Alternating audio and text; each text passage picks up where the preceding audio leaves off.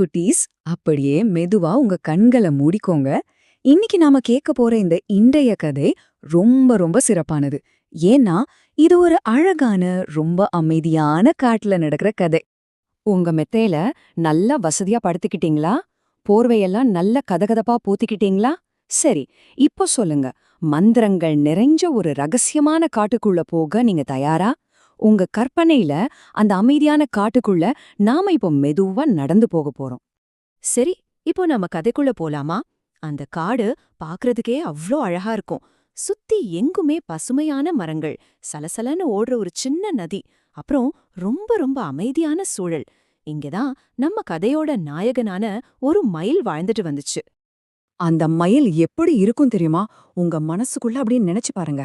நல்ல பிரகாசமான, பல வண்ணங்கள் நிறைஞ்ச இறகுகள், தரையில படுற அளவுக்கு நீளமான அழகான தொகை. ஆனா அதையெல்லாம் விட ரொம்ப முக்கியமான ஒரு விஷயம் இருக்கு. அதுக்கு ரொம்ப மென்மையான, அன்பான ஒரு இதயம் இருந்துச்சு. அது எல்லா பறவைகள் கிட்டயும் ரொம்ப ரொம்ப கருணையோட நடந்துக்குச்சு. ஆனா இவ்வளவு அழகும் அன்பும் அந்த மயிலுக்கு இருந்தாலும் அதுக்கு ஒரு சின்ன சோகம் இருந்துச்சு. என்ன தெரியுமா? அந்த மயில் எப்பவுமே தனிமையில தான் இருந்துச்சு. அவ்வளவு நல்ல மயிலுக்கு நண்பர்களே இல்லாம ஏன் இந்த நிலைமை வந்துச்சுன்னு நாம இப்போ பார்க்கலாமா? அந்த காட்டுல இருந்த மத்த பறவைகள் எல்லாம் ஒரு சின்ன தப்பு பண்ணிட்டாங்க. அவங்க அந்த மயிலோட அழக பார்த்துட்டு, ஓஹோ, இவ்ளோ அழகா இருந்தா கண்டிப்பா இந்த மயிலுக்கு ரொம்ப திமிர்தான் இருக்கும் அப்படின்னு அவங்களே தப்பா ஒரு முடிவு பண்ணிட்டாங்க. ஆனா நெஜம் என்ன? அந்த மயில் ரொம்ப ரொம்ப அன்பானது. அத ஆசையா பேச வந்தா கூட இந்த பறவைகள் எல்லாம் அதை தவிர்த்துட்டு வேற பக்கம் பறந்து போயிடுவாங்க. பாவம் இல்லையா? வெறும் வெளித்தோற்றத்தை வச்சு மத்தவங்கள தப்பா எடை போட்டுட்டாங்க. நாட்கள் இப்படியே மெதுவா நகர்ந்துட்டு இருந்துச்சு. காட்டுல பருவநிலையும் மாற ஆரம்பிச்சது. காத்துல சில்லுன்னு ஒரு உணர்வு. உங்களுக்கு அந்த சில்லுன்னு காத்தடிக்கும்போது எப்படி இருக்கும்? ஆமா, அதே மாதிரிதான். அந்த குளிர்ந்த பனிக்காலம் மெதுவா காட்டுக்குள்ள நுழைய ஆரம்பிச்சது. இந்த மாற்றங்கள் எப்படி நடந்துச்சுன்னு நாம மெதுவா பார்க்கலாம். முதல்ல அந்த கதகதப்பான வெயில் காலம் முடிஞ்சது. அப்புறம் கொஞ்சம் கொஞ்சமா மரங்கள்ல இருந்து இலைகள் எல்லாம் சருகு மாதிரி உதிர ஆரம்பிச்சது.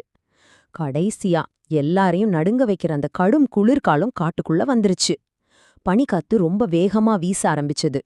இந்த மாதிரி நேரத்துல தான் ஒரு சின்ன கஷ்டம் வந்துச்சு. ஆனா நீங்க கவலைப்படாதீங்க, எல்லாம் ரொம்ப சீக்கிரமாவே சரியாயிடும், சரியா? அந்த குளிர்ல புதுசா முட்டையிலிருந்து வெளியே வந்த சில சின்னஞ்சிறு குருவி குஞ்சுகளும் அதோட அம்மா குருவியும் ரொம்ப கஷ்டப்பட்டாங்க. அந்த பிஞ்சு குஞ்சுகளுக்கு எப்படி கதகதப்ப குடுக்கறதுன்னு தெரியாம அந்த அம்மா குருவி ரொம்ப தவிச்சது. சரியா அந்த நேரத்துல அங்க யாரு வந்தது தெரியுமா? நம்ம அழகான அன்பான மயில். அந்த சின்னஞ்சிறு குருவி குடும்பம் குளிர்ல நடுங்கிறத பார்த்ததும் அந்த மயிலுக்கு மனசு ரொம்ப கஷ்டமா போச்சு. எப்படியாவது அந்த குஞ்சுகளை காப்பாத்தி அவங்களுக்கு ஒரு பாதுகாப்பான கதகதப்பான உணர்வை கொடுக்கணும்னு அதை நினைச்சது. உங்களுக்கு குளிர்னா உங்க அம்மா போர்வை போத்துவாங்க இல்லையா? அதே மாதிரி ஒரு வெதுவெதுப்பான போர்வை மாதிரி ஏதாச்சும் செய்யணும்னு மயில் முடிவு பண்ணுச்சு. அந்த மயிலோட அன்பான மனசு என்ன பண்ணுச்சுன்னு கேட்டா நீங்களே ஆச்சரியப்படுவீங்க. முதல்ல அந்த மயில் குளிர்ல வாடுற குஞ்சுகளை பார்த்துச்சு. உடனே எந்த யோசனையும் இல்லாம தன்னோட சொந்த தோகையிலிருந்து சில மென்மையான இறகுகளை மெதுவா பிச்சி எடுத்துச்சு. அப்புறம் அந்த சின்னஞ்சிறு குஞ்சுகளுக்கு மேல ஒரு வெதுவெதுப்பான போர்வை மாதிரி அத பத்திரமா போர்த்தி விட்டுச்சு. அந்த மென்மையான இறகுகளுக்குள்ள வந்ததும் அந்த குஞ்சுகளுக்கு குளிரெல்லாம் பறந்து போய் நல்ல கதகதப்பா நிம்மதியா தூக்கம் வர ஆரம்பிச்சது.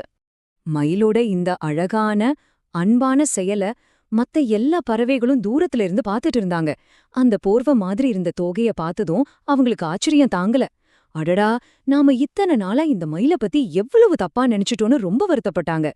அன்னையில இருந்து குருவிகளும் சரி, மற்ற பறவைகளும் சரி, அந்த மயில்கிட்ட ரொம்ப நெருங்கிய நண்பர்கள் ஆயிட்டாங்க. என்றென்றும் நண்பர்களா ரொம்ப சந்தோஷமா, ஒற்றுமையா அந்த காட்டுல வாழ்ந்தாங்க. இந்த கதையில இருந்து நம்ம தெரிஞ்சுக்க வேண்டிய ரொம்ப ரொம்ப முக்கியமான ஒரு விஷயம் இருக்கு.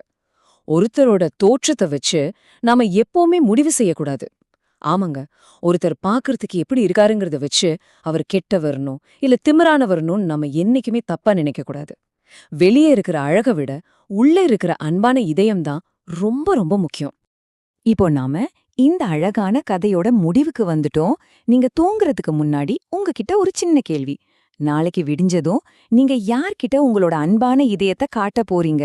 இத மெதுவா யோசிச்சுக்கிட்டே இருங்க. அந்த கதகதப்பான மயிலின் இறகுகளுக்கு அடியில நீங்களும் ரொம்ப பாதுகாப்பா, சௌகரியமா இருக்கிற மாதிரி நினைச்சுக்கிட்டு இப்போ நிம்மதியா தூங்குங்க. இனிய இரவு குட்டீஸ்.